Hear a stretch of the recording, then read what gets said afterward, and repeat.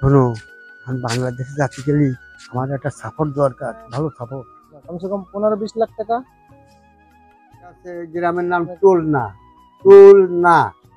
District Khulna, post office Jamira বাজার। নমস্কার বন্ধুরা, চম্পা ব্লগে সবাইকে স্বাগত জানাই। আশা করি তোমরা সবাই ভালো আছো। আজকে আবারও একটা নতুন ভিডিওর মাধ্যমে তোমাদেরকে নিয়ে এলাম লিটিল আন্ডামানের 22 কিলোমিটার বিবেকানন্দপুরে। আর এই গ্রামে একজন ভদ্রলোকের সঙ্গে তোমাদেরকে সাক্ষাৎকার করাবো, যিনি বহু বছর আগে খুলনার থেকে এসে আন্দামান নিকোবরে লিটিল আন্ডামানে বিবেকানন্দপুর গ্রামে খুব সুখে শান্তিতে বসবাস করছেন। আর এই যে হচ্ছে বিবেকানন্দপুরের বাজার এরিয়া।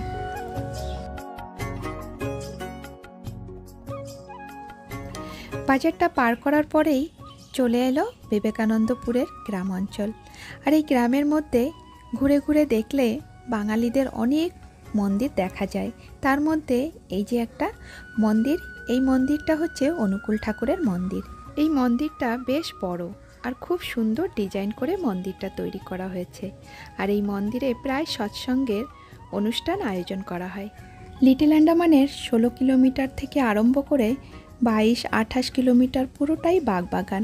কারণ এই সমস্ত জায়গাতে কেন ধান চাষ করা হয় না সেটাও তোমরা আজকে সাক্ষাৎকারে শুনতে পারবে। তোমাদের নাম কি? হ্যাঁ, বনি বাইন। তা স্কুলে যাও? কোন ক্লাসে পড়ো? তুমি 3-তে পড়ো? এত ছোট। আর তুমি? উমা, দেখলে তো মনে হয় না। তুমি ওই এই রাস্তাটা কাদের বাড়িতে যায় বলো তো? এই রাস্তাটা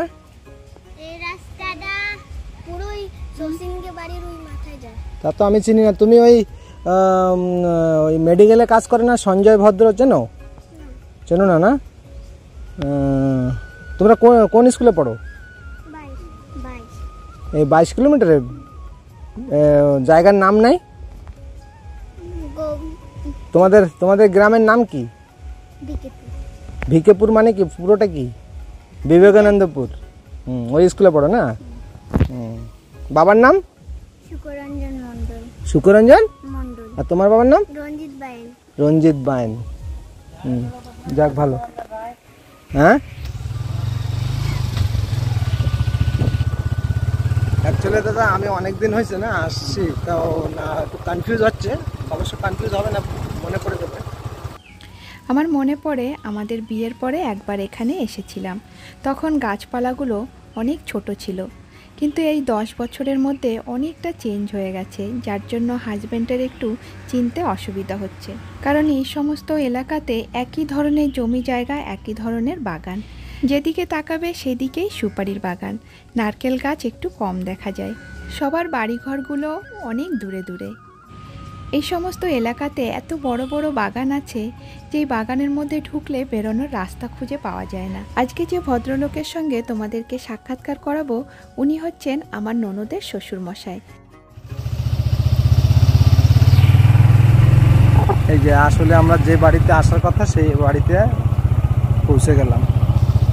অ্যাকচুয়ালি আমি কমসে কম 5-6 বছর হয়ে গেছে না, ভুলেই গেছি কোথায় কি। নমস্কার বাবা, ভালো আছেন? হ্যাঁ, তোমরা আছো ভালো? সবাই ভালো আছে। আপনার নামটা কি? নিমাই ভদ্র। বাবার নাম? সতীশ ভদ্র। তো আপনারা তো পূর্ব পাকিস্তান থেকে এসেছেন আগে। তো তখন ওই জায়গায় কোথায় ছিলেন? বাড়ি আছে গ্রামের নাম টুলনা, ডিস্ট্রিক্ট খুলনা। আর পোস্ট অফিস থানা? পোস্ট অফিস জামিরা বাজার, মহকুমা ঢাকা। তা ওই সময় মানে এইখানে মানে লিটল আন্ডামানে কবে এসেছেন? লিটল আন্ডামানে আইছি আজ, হ্যাঁ, ও তো অন্য লোকে করতে পারে বলো, আমারও মনে চায় না। মোটামুটি আপনি ডাইরেক্ট এখানে চলে এসেছেন না ক্যাম্পের থেকে না কিভাবে? হ্যাঁ, করছি বাংলাদেশ ছাড়িয়ে ফার্স্টে বসিরহাট প্ল্যাটফর্ম, লাল তাবুতি। ওই সালগুলো সাল মাল মনে নেই। আমার বয়সের যত লোক বাংলাদেশে এনি একটাও নেই। তা সেই হিসেবে আমার সিঁড়ি চেহারা খারাপ হয়ে গেলেও অতি সুন্দর রয়েছে। শেষ আমার বয়স যুবক, আমি ওই সময় যুবক তো, আপনি তখন বিবাহিত? বিবাহিত। ভাইরা সবাই এখানে এই এই এই নিয়ে চলছে এই মাটিতে 40 আগে। হ্যাঁ না 50 না 45, না 50 হয়েছে, জমি পাইছি তখন। 51 বছর। বাংলাদেশের থেকে আসার পর আপনারা কোথায় ছিলেন ইন্ডিয়ায়? ওই বসিরহাট প্ল্যাটফর্মে নিচে আমবাগানে লাল তাবুতি। তারপর উনি 1 মাস রাখে তারপর আমার নিয়ে গেছে মধ্যপ্রদেশ নওগাঁ ক্যাম্পে। মধ্যপ্রদেশ নওগাঁ, আচ্ছা নওগাঁয় 1 বছর রাখছে। সেখানে নিয়ে গেছে মানা ক্যাম্পে। মানা ক্যাম্পের পাশে বর্দাভাটা, মানা ক্যাম্পের পাশেই বর্দাভাটা। সেই বর্দাভাটার পাশে তো চুনাভাটাও আছে। হ্যাঁ আমি গেছিলাম মানা ক্যাম্পে। বর্দাভাটার থেকে আমারে একেবারে এই আন্দামানে নিয়ে গেছে। ওই যে মানা ক্যাম্পে যখন ওই যে ক্যাম্পে সবাই রাখছিল না, ওই আজও কিন্তু ক্যাম্প গুলো রয়ে গেছে। আছে তো, ওই যে টিন দিয়ে বেড়া দেওয়া না, আমি গেছিলাম। আচ্ছা ওই কিছু ফ্যামিলি ওইখানে রয়ে গেছে, ওদেরকে ওইভাবে দিয়ে দিয়েছে। হ্যাঁ বুঝেছি। ও আমি মানবো, আমি শুনেছি। যখন আপনি আন্দামানে আসছেন না প্রথম, তো আসার সাথে সাথে তো এরকম, এখন তো সব জায়গায় বাগিচা টাগিচা না, এরকম তো ছিল না। সেই সময় দিনগুলো কেমন কাটছে, কেমন ভাবে? সেই সময় 1 নম্বর দিন চলেছে মানুষের। এখানে জায়গা নিলেন কি করে? এখানে সরকারের চেয়ে নাম রয়েছে সেই মানা ক্যাম্পের, সেই নামে লিস্ট হয়ে গেছে, এই জমি লিস্ট উঠে গেছে কাগজপত্রে। তারপরে আমরা ছিলাম 39 ফ্যামিলি। 39 ফ্যামিলি একসঙ্গে পুরো এই বিবেকানন্দপুরে দিচ্ছে। হ্যাঁ কথাটা শোনো। হ্যাঁ বলেন। 39 ফ্যামিলি, 1 জাহাজে, 1 ট্রেনে, 1 গাড়িতে আমরা নিয়ে আসি। এন থেকে ছিল দত্তবাবু। দত্তবাবুকে চিনতে, তুমিও চিনতে দত্তবাবু আর সরকারবাবু, দুটো গেছে লিটে লিখতে। আর পটবিলার থেকে ছিল ডিসি সাহেব। এই 3 জন আর 1 জন ওনতে 4 জন গেছিল আমাকে আনতে।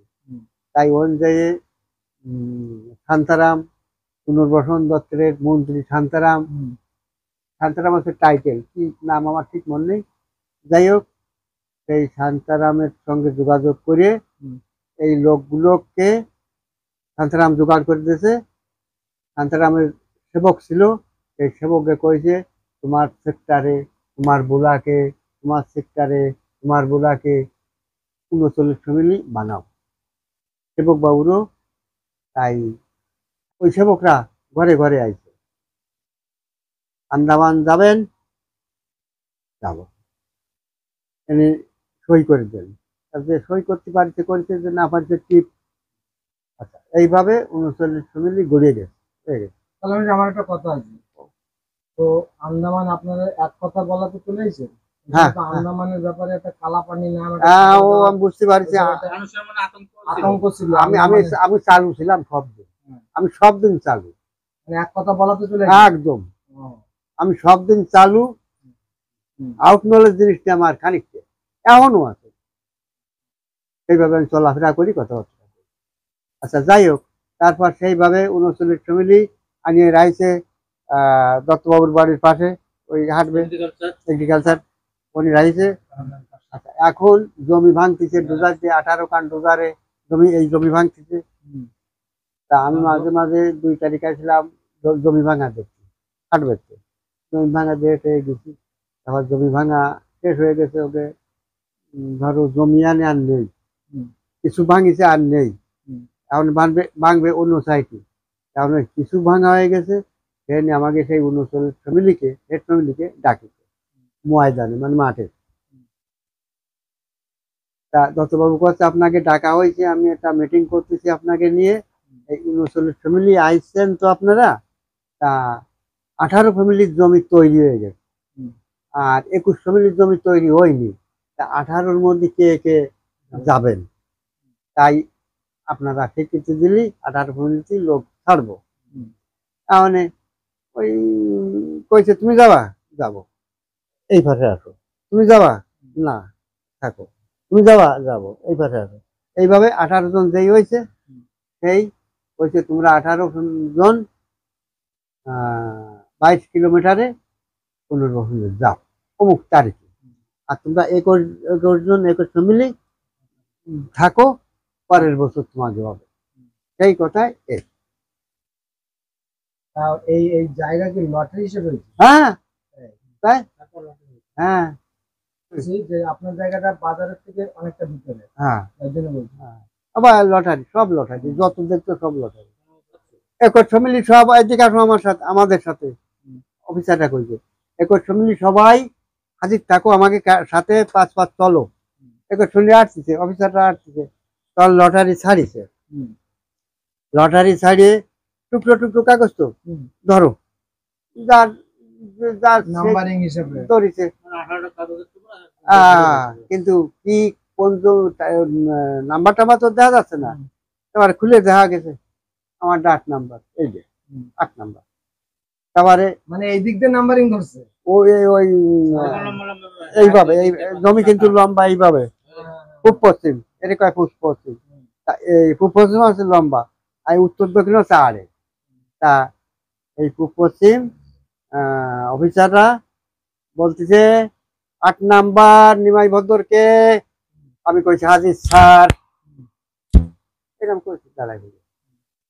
তারপরে এদিকে আসেন, এই খুঁটো, এই খুঁটো, এই খুঁটো, এই খুঁটো, 4 খুঁটোর মাঝখানের জমি আপনার, এরকম দেখা যায় না। আচ্ছা, তারপরে এই খুঁটোগুলো কিন্তু কাঠের, নাম্বার দেওয়া রয়েছে ওই 8, 4 খুঁটো 8।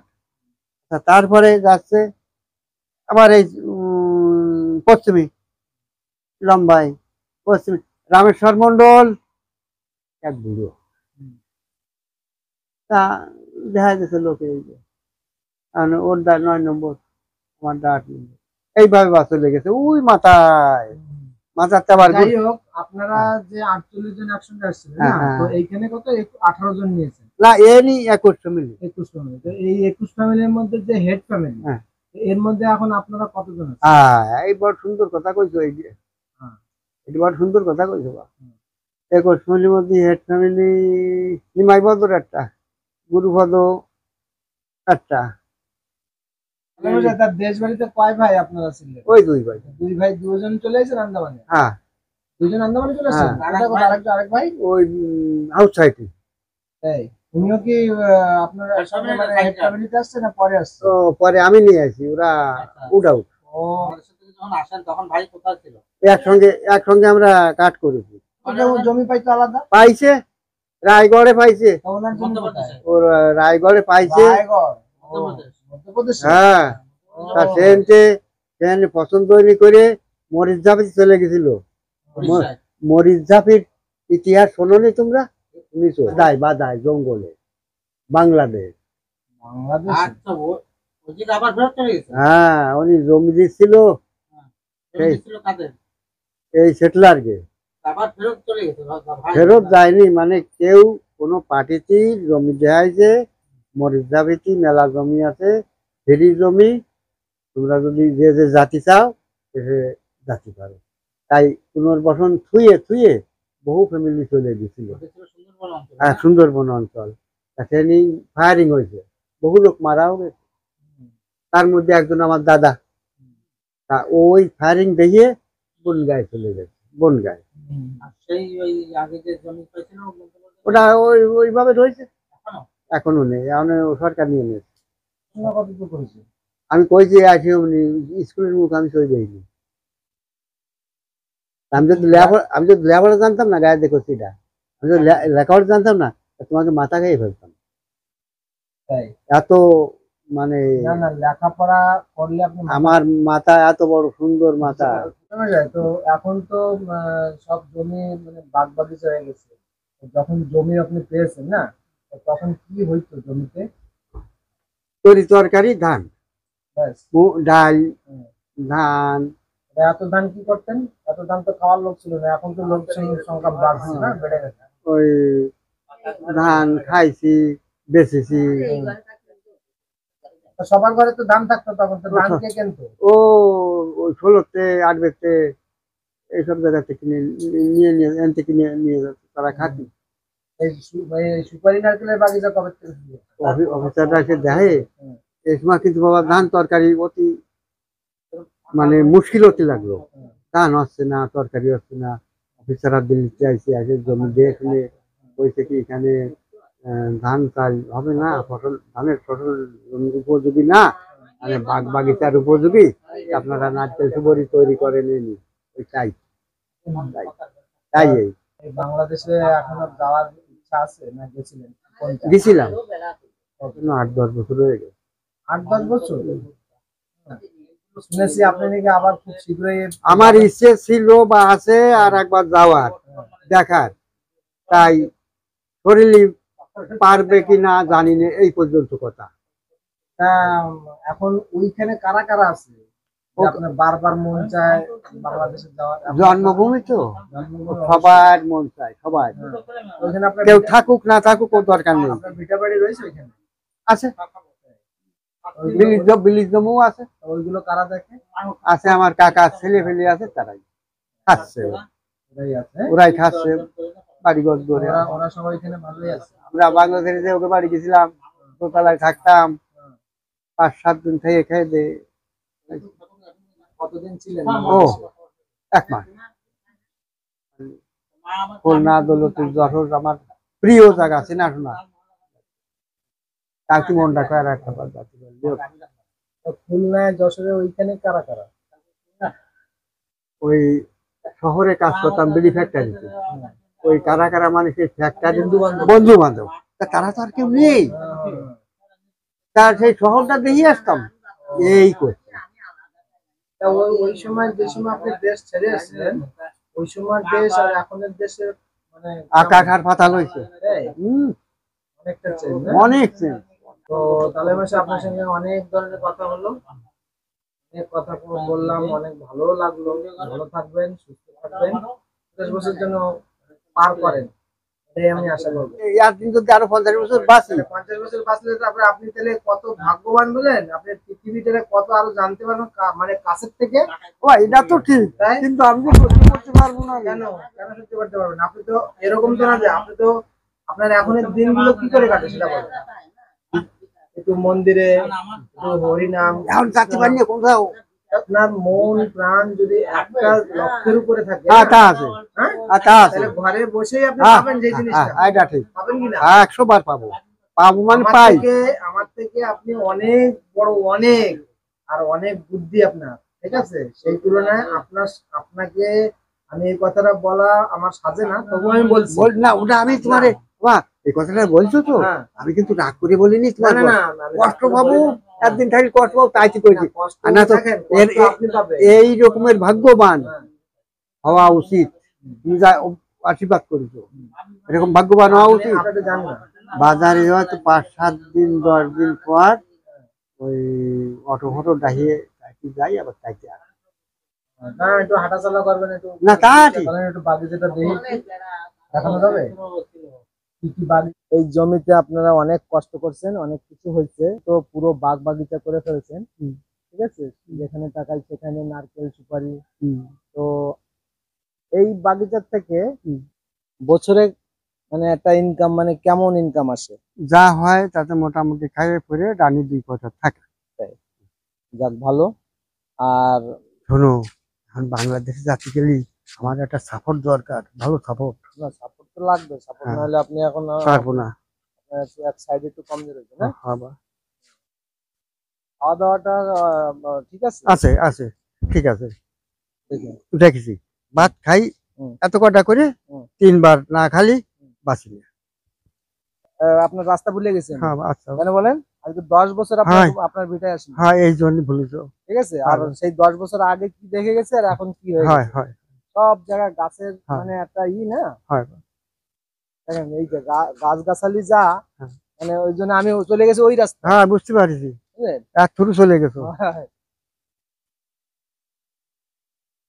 এইখানে কালে মশাই এই পুরো মানে 7.5 বিঘা জমিতে পুরোটাই সুপারি বাগান? হ্যাঁ, তার বেশি 7.5 বিঘে বেশি সুপারি, নারকেলটা কম। আমার তো মনে হয় কমসে কম 15-20 লাখ টাকা।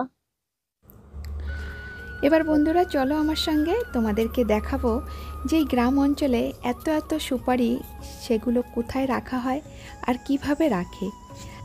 এই সমস্ত গ্রাম অঞ্চলে প্রতিটা বাড়িতে আমরা একই ধরনের বাড়িঘর দেখতে পাই।